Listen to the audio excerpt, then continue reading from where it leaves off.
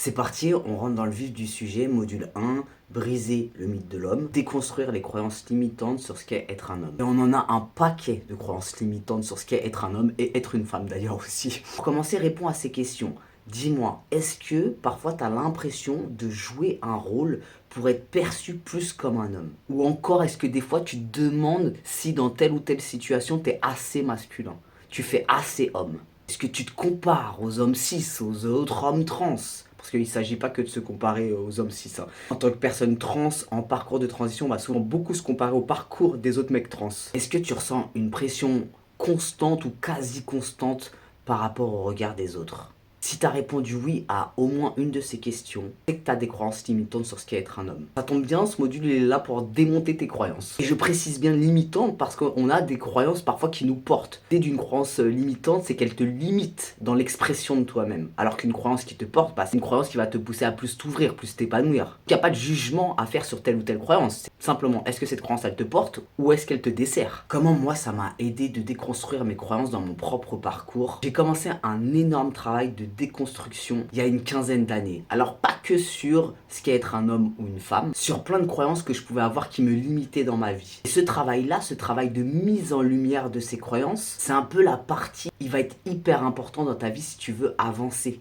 Parce que tes croyances, c'est quoi? C'est des pensées que tu as intégrées à un tel niveau qu'elles sont très souvent inconscientes. Ça va être des petits moteurs intérieurs sur lesquels tu tournes sans t'en rendre compte. Sous-entendu, tes actions, ta façon d'être, ta façon de voir la vie, elle va découler de ces croyances-là. Donc, plus tu mets en lumière ces croyances-là, plus tu mets en lumière ce sur quoi tu tournes, et plus tu as la possibilité de te dire « Ah bah non, mais ça me convient pas. Ça, ok, ça me convient, ça me porte. » Et faire ce travail, c'est se laisser une chance d'évoluer et surtout de prendre confiance en soi. Parce que prendre confiance en soi, ça passe par le fait de mettre en lumière qui on est, sur quoi on est bâti à l'intérieur de soi, pour pouvoir choisir de continuer de tourner avec ça ou pas. Ça, c'est déjà un travail de confiance en soi. C'est-à-dire que tu prends la responsabilité de qui tu es et tu prends la responsabilité de ta transformation. Quand j'ai commencé à sortir de mon déni, à poser des mots sur ce que je ressentais, ça faisait déjà pas mal d'années que je travaillais sur mes croyances limitantes à d'autres endroits dans ma vie, pas que en lien avec cette identité de genre, mais je travaillais sur mes croyances limitantes par rapport à mon identité de façon générale. Et donc là, à ce moment-là, quand j'ai commencé à poser des mots, je suis passé de « je ne suis pas une femme » à « je ne veux pas qu'on me force à être une femme » à « je suis un homme ». Il a fallu que je pète tellement de croyances. Parce que moi, tout comme toi très certainement, on m'a dit quand tu ressembles à ça, t'es un homme, et quand tu ressembles au physique que je pouvais avoir, eh ben t'es une femme. Et peut-être que si là t'es en tout début de transition, c'est aussi ton cas. Donc quand tu as tellement intégré cette croyance-là, et là pour le coup c'est une croyance limitante parce qu'elle nous empêche de nous assumer et de nous affirmer, bah, c'est pas facile de se regarder quand tu as encore des traits féminins ou tu as complètement des traits féminins, de se dire « Ah bah je suis un homme ». L'assumer devant les autres, c'est pas vraiment évident. Même pour soi-même, c'est pas vraiment évident. Pourtant, il va falloir assumer ça si on veut démarrer un parcours de transition et aligner l'extérieur avec l'intérieur. Donc il a fallu que je mette en lumière mes croyances limitantes sur ce qu'est être un homme et ce qu'est être une femme pour pouvoir m'assumer et pour pouvoir démarrer mon parcours de transition et pour pouvoir être là en train de te parler aujourd'hui. Parce que j'ai eu toute une période, tout comme toi certainement, peut-être que tu es dedans, peut-être que tu y étais il n'y a pas si longtemps que ça, où j'étais perçu comme une femme et pourtant je disais non, je suis un homme. Quand on me disait madame, je disais non, c'est monsieur. Donc il a fallu que je pète mes croyances limitantes. C'est-à-dire qu'il a fallu que je sois très confiant en moi-même pour pouvoir assumer ça. Ça, c'est d'un point de vue physique. Là où ça m'a aidé aussi de démonter mes croyances limitantes, et c'est ce qu'on va voir au cours de ce module, c'est aussi dans ce qu'est être un homme, pas que dans le physique, mais dans ce que on attend d'un homme, ou quels sont censés être les traits de personnalité d'un homme. Et ça, pour le coup, bah, passing ou pas passing, ça change rien. Si tu as intégré à l'intérieur de toi qu'un homme, il doit pas pleurer, par conséquent, ça te fait brider ta sensibilité,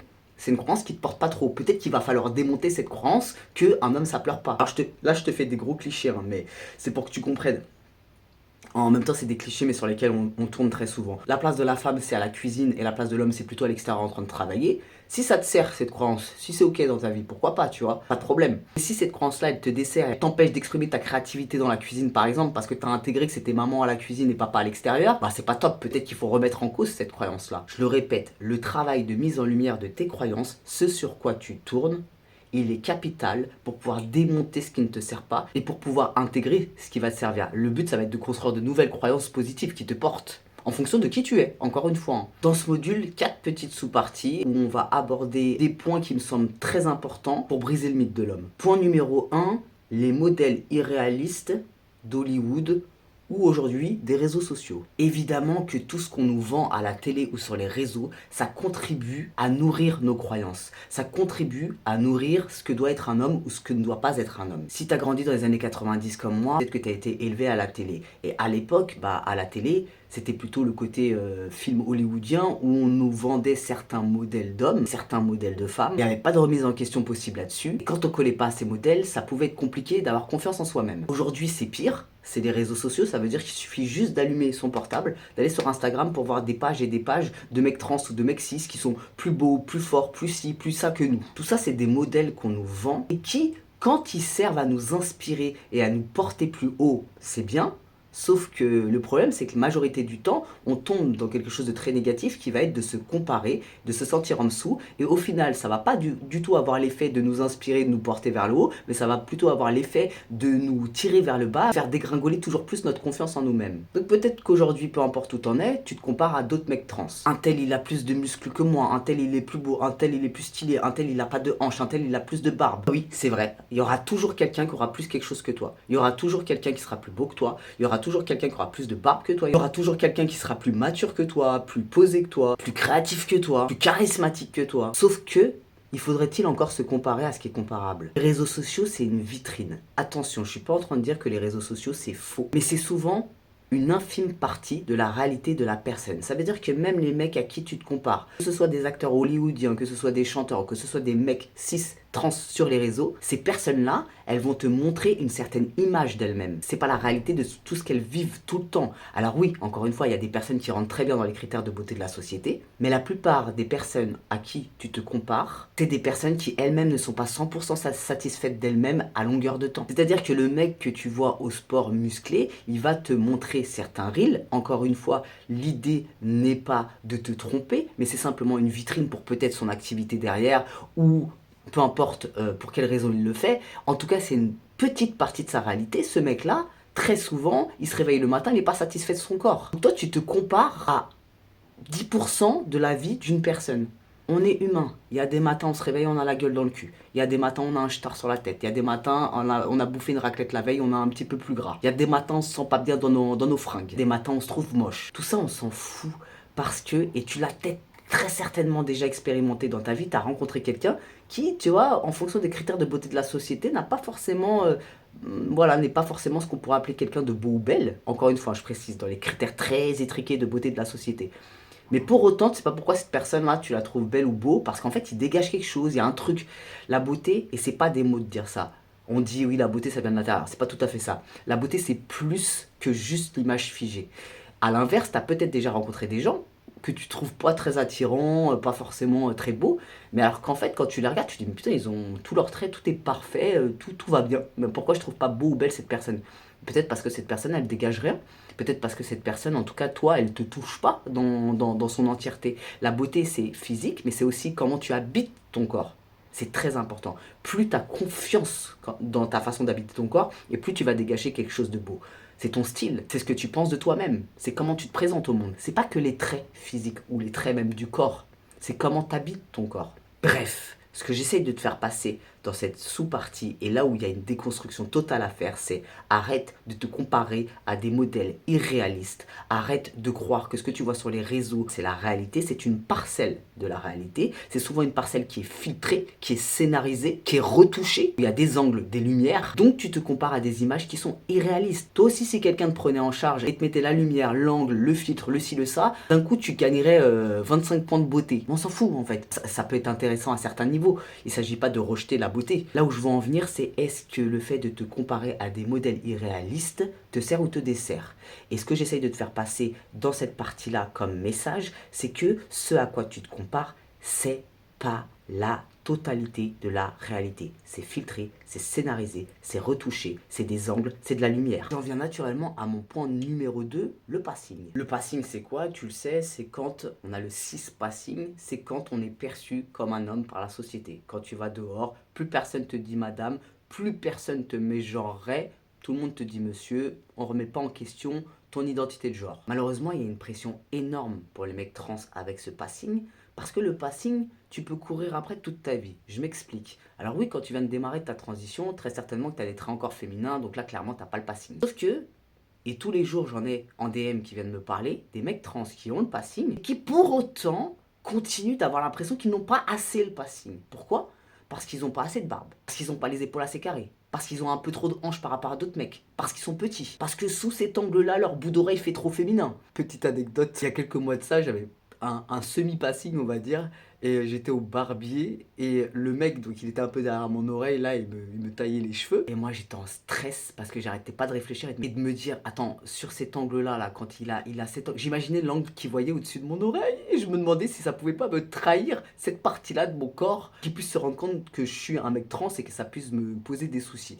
Donc voilà, là où je veux en venir, c'est que c'est important de se détacher de cette idée de passing, peu importe où tu en es sur ton parcours, parce que très souvent ça fait dégringoler la confiance. Alors je sais que c'est pas facile. Ça demande un réel travail intérieur que quand on se retrouve à être dans une situation où on a l'impression de ne pas avoir suffisamment le passing, ça demande un mouvement intérieur de je suis un homme, je suis l'homme que je suis et je m'assume comme je suis. De revenir dans un espace de confiance. Et pour faire le lien avec mon point numéro un, c'est que ce passing-là, eh ben, il est en comparaison d'autres modèles trans. Et souvent, c'est pas les mecs qu'on a autour de nous, c'est les mecs des réseaux sociaux. Et encore une fois, c'est bien d'avoir des modèles pour s'inspirer et s'élever. À partir du moment où ces modèles-là deviennent des points de comparaison pour te rabaisser, là c'est plus bon. Ta confiance ne dépend pas de ton putain de passing. Oui, ça peut aider, mais ça ne dépend pas de ça. Il y a une réalité trans qu'on peut pas nier, c'est qu'à un moment donné, tu as des os de hanche, par exemple. Tes os de hanche, ils vont pas disparaître, tu vois. Il y a des mecs cis aujourd'hui qui n'ont pas de barbe, c'est la génétique. Donc peut-être que toi, tu as une génétique où tu n'auras pas beaucoup de barbe. Et alors, tu fais quoi? Toute ta vie, tu te regardes dans le miroir en te disant j'ai pas de barbe comme ce mec trans ou ce mec cis là. Ah mon dieu, j'aimerais, j'aimerais, j'aimerais. T'as déjà fait un chemin de dingue en t'assumant en tant que mec, en démarrant un parcours de transition. Alors là, quoi, tu vas tout niquer parce qu'il y a un élément de ton passing qui va pas. Je sais que c'est pas facile et je sais que je suis provocateur en te disant ça. Mais l'idée, c'est d'aller casser tes croyances, d'aller briser cette image de l'homme parfait que tu as. Le but n'est pas de copier un autre homme, le but est d'incarner l'homme qu'on est tel qu'on est. Alors, ça ne veut pas dire qu'on ne va pas faire des changements qui nous semblent justes pour nous et qui vont nous aider à nous sentir alignés entre intérieur et extérieur. Je ne suis pas en train de te dire que assume-toi en tant qu'homme et fais pas de transition. Non, si pour toi ça a du sens de faire la transition ou telle opération, fais-le. Si tu sens que tu vas te sentir bien, moi j'avais besoin de prendre de la testostérone et je me suis jamais senti aussi bien de ma life que depuis que je ressemble à ça. J'ai besoin de faire la torsoplastie et d'avoir un torse. Par contre, pas de dysphorie dans mon entrejambe, j'ai pas besoin de faire cette opération. Peut-être que toi tu auras besoin de faire cette opération pour te sentir pleinement incarner l'homme que tu es. Mais la déconstruction, elle se fait pas au niveau de ce que tu dois faire ou pas, elle se fait au niveau de l'image que tu as de l'homme de façon globale. C'est-à-dire que un homme qui n'a pas fait l'opération du bas, ou un homme qui a plus de barbe, ou un homme qui a plus d'épaules, ou un homme qui a moins de hanches que toi, n'est pas plus homme que toi. C'est ça, c'est péter ton image en fait. Après, tu fais les changements que tu as envie de faire en fait. Point numéro 3, très très très important. Là vraiment, prends ton papier et ton stylo, je vais te partager quelque chose qui est vraiment important. Les croyances limitantes héritées. Alors beaucoup de nos croyances limitantes, elles sont héritées, mais il y en a aussi beaucoup qui viennent de l'environnement, c'est-à-dire la société dans laquelle on évolue. C'est ce que je te partageais dans le point 1, les modèles sur les réseaux. Mais il y a aussi des croyances plus insidieuses, des croyances qui nous pourrissent sans qu'on s'en rende compte. C'est les croyances qu'on hérite de nos parents, nos grands-parents, notre arbre généalogique. Je suis formé en constellation familiale, tu en as peut-être déjà entendu parler. C'est une thérapie systémique, brève, qui a pour but de mettre en lumière les bagages hérités de notre lignée, ces bagages-là qui vont causer des problèmes dans nos vies à un niveau inconscient, qui vont nous créer de la douleur dans nos vies. Et le but, c'est de les mettre en lumière et pour apaiser la douleur qu'on ressent. Aujourd'hui, on sait, même en psychologie, qu'on se transmet des choses de génération en génération. Et un trauma qui a eu lieu dans ta lignée un peu plus haut, il peut avoir des répercussions aujourd'hui encore sur toi. Dans ce point-là, je vais te faire un exercice qui va être important. Il va falloir que tu fasses un vrai travail de déconstruction de tes croyances limitantes. Ça demande de les mettre en lumière. Et je vais te demander quelque chose. Prends ton papier, prends ton stylo. Écris 3 croyances limitantes que tu as héritées de ta famille concernant ce qu'est être un homme. Des croyances qui te desservent aujourd'hui. Et à côté, tu écris 3 croyances que tu as héritées sur l'homme qui te portent. Aujourd'hui, ton moteur inconscient, c'est tes croyances.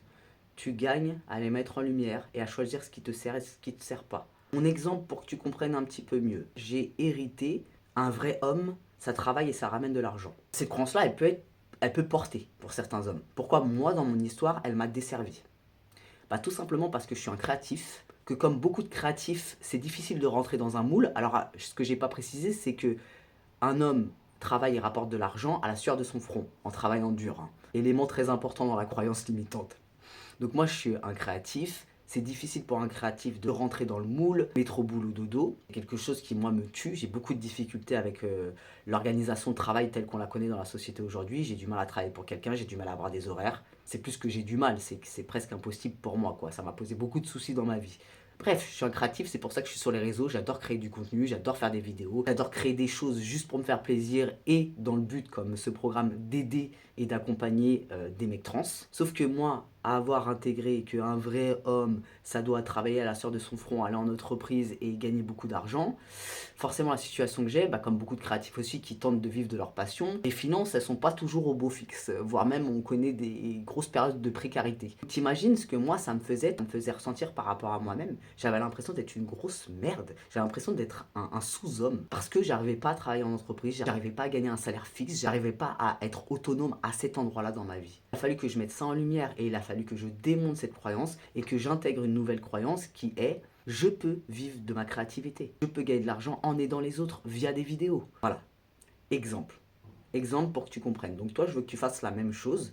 Peut-être que, comme je le disais précédemment, tu as intégré qu'un homme, il pleure pas, sauf que toi, tu es quelqu'un de très sensible, donc du coup, tu brides ta sensibilité. Peut-être que tu as intégré qu'un homme, il a rien à faire dans la cuisine et que toi, en fait, tu as un cuistot et que tu t'empêches d'exprimer ta créativité dans la cuisine parce que tu as intégré ça. Peut-être que tu as intégré qu'un vrai homme, il doit protéger et pour protéger, il doit être grand et musclé. Sauf que toi, bah, pas de chance, tu fais 1m62 et le sport, c'est pas trop ton délire. Toutes ces croyances-là, t'en mets trois, celles qui te semblent le plus importantes, qui pèsent sur ta vie et te desservent en tant qu'homme et surtout te font perdre ta confiance d'homme. Une fois que tu as fait ça, l'idée, ça va être de réintégrer une nouvelle croyance. Alors oui, ça va pas se faire en une journée et je vais pas te demander de réciter des affirmations positives devant ta glace le matin. Si tu veux le faire, tu peux le faire, pas de problème. Ça va être un travail de mise en lumière qui va durer un certain temps. Ça va être à chaque fois que tu sens cette croyance-là, elle pèse sur toi. Ça va être intérieurement de te remettre dans un espace de confiance et de te reprendre. Je poursuis sur mon exemple. Régulièrement, je retournais travailler en entreprise quand, en intérim, quand j'avais pas assez d'argent, quand je galérais, quand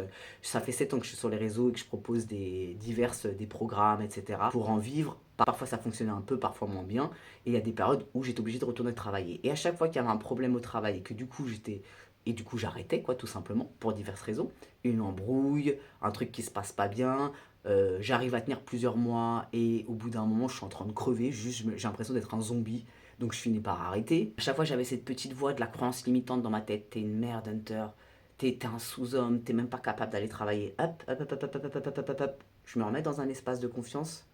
Non, t'es un mec créatif, t'es pas fait pour le cadre étouffant de l'entreprise, c'est pas fait pour toi. Peu et tu es capable de vivre de ta créativité. C'est possible, d'autres le font, tu peux le faire. Et c'est une gymnastique mentale, ça demande du courage de se remettre chaque fois dans cet espace-là. Mais tu peux le faire. Et c'est ce que tu vas faire avec tes trois croyances. Si tu as hérité par exemple qu'un homme ne pleure pas mais que tu es quelqu'un de sensible, à chaque fois que tu ressens cette sensibilité te monter aux yeux, j'en ai rien à foutre d'où t'es, ce que tu fais, tu te remets dans un espace intérieur où tu dis: j'ai le droit de pleurer.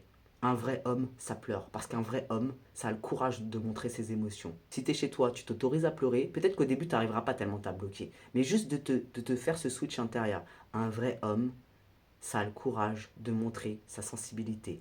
Sur les trois croyances que tu vas identifier, tu vas faire un switch constant comme ça. C'est un travail de fond là que je suis en train de te proposer dans ce programme-là. C'est pas un travail qui va se faire en une journée. C'est un travail de fond. Et pourquoi je te demande de faire aussi un travail sur tes croyances positives? Parce que aussi c'est important de voir que nos familles, elles nous ont pas légué que de la merde. Il y a aussi des bons trucs. Par exemple, moi, une de mes croyances qu'on m'a léguée, qui pour moi me porte aujourd'hui, peut-être que toi d'ailleurs ça serait une croyance qui te desservirait, c'est: un homme, ça protège. Un homme, ça protège sa femme, ça protège son foyer.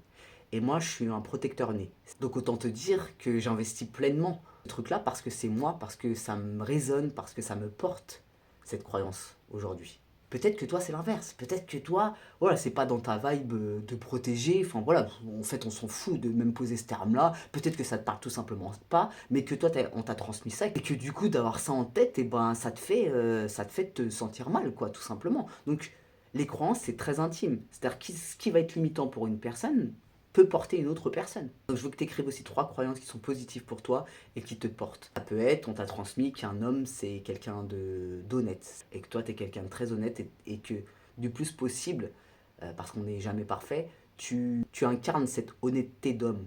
Alors si c'est ça, super. Là ce que je te propose de faire, c'est vraiment de commencer à tes croyances là qui tournent dans ta tête, les prendre et les mettre sur le papier.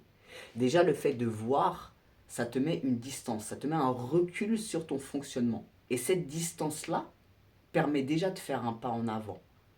Parce qu'on se rend compte qu'on n'est pas identifié à ça, qu'on a des choses qui tournent en nous et qu'on a un pouvoir de les changer. Avec un vrai travail sur soi, bien sûr. Point numéro 4. Celui-là est très très très important. Pourquoi il est très important? Parce que, ils sont tous importants en vrai, mais je vais te dire ça à chaque fois.